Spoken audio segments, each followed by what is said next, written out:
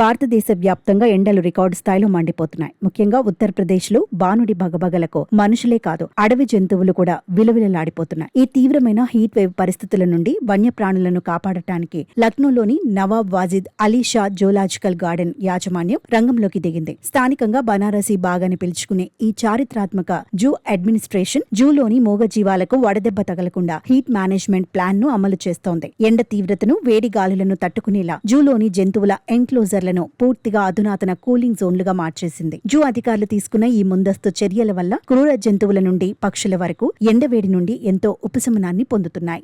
हमारे heat wave अप्रैल के महीने से ही शुरू हो गया है, तो इसलिए हम लोगों की भी तैयारी भी से थोड़ा पहले ही अच्छे से शुरू हो गया है. तो हम लोग लगभग हर बाड़े में जो है स्प्रिंकलर की व्यवस्था किए हैं, जहां टाइम टू टाइम जैसे पानी पूरा मतलब फव्वारा की तरह छोड़ता रहता है.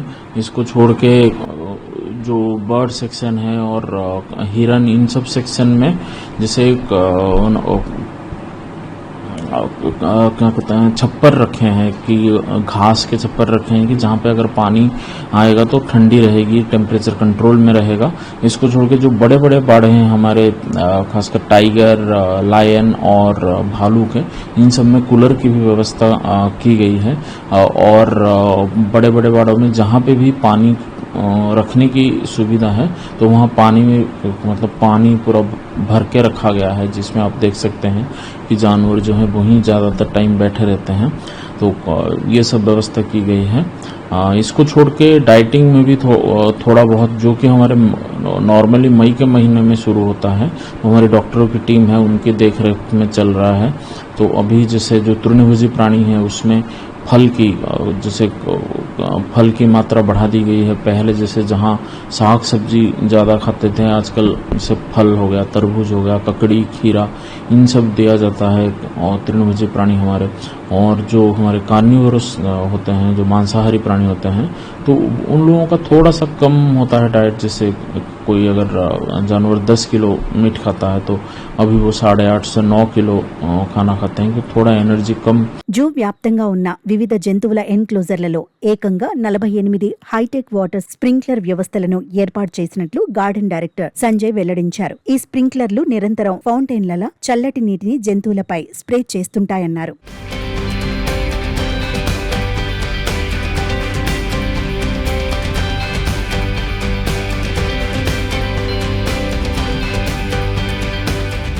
జూలోని జింకలు, ఇతర సాధు జంతువులు ఈ వాటర్ షవర్ల కింద నిలబడి ఎండవేడి నుండి హాయిగా సేద తీరుతున్న దృశ్యాలు పర్యాటకులను ఆకట్టుకుంటున్నాయి. కేవలం స్ప్రింక్లర్లు మాత్రమే కాకుండా పులులు, సింహాలు, చిరుత పులులు ఉండే ఎన్క్లోజర్లలో పగటిపూట వీచే వేడి గాలుల నుండి రక్షణ కల్పించడానికి భారీ కూలర్లను అమర్చారు. అలాగే జంతువుల దాహం తీర్చడానికి ఎన్క్లోజర్లలో ఎప్పటికప్పుడు స్వచ్ఛమైన చల్లటి తాగునీటిని అందుబాటులో ఉంచుతున్నారు. తీవ్రమైన ఎండ దెబ్బకు పక్షులు, క్షీరదాలు త్వరగా డీహైడ్రేషన్ కు గురవుతుంటాయి. అందుకే జూలోని అరుదైన పక్షుల రక్షణ కోసం జూ యాజమాన్యం ప్రత్యేకంగా తాటికమ్మలతో కూడిన పందిళ్లు, రెల్లు చాపలను ఎన్క్లోజర్ల పైన ఏర్పాటు చేసింది. ఇవి సూర్యుని నుండి వచ్చే పాలిపోయే వేడి కిరణాలు నేరుగా పక్షులపై పడకుండా అడ్డుకుంటాయి. జంతువుల అంతర్గత ఆరోగ్యం దెబ్బతినకుండా వాటి డైట్ చార్ట్ లో జూ డాక్టర్లు కీలక మార్పులు చేశారు. వేసవి కాలాన్ని తట్టుకునేలా జంతువుల రోజువారీ ఆహారంలో రసభరితమైన సీజనల్ పండ్లు, పచ్చటి ఆకుకూరలు, కూరగాయలతో పాటు రోగనిరోధక శక్తిని పెంచే అత్యంత పౌష్టికాహారాన్ని అదనంగా చేర్చారు. ఈ ప్రత్యేక ఆహారం వల్ల ఎండ వేడిమిలోనూ జంతువులు చురుగ్గా ఆరోగ్యంగా ఉంటున్నాయి.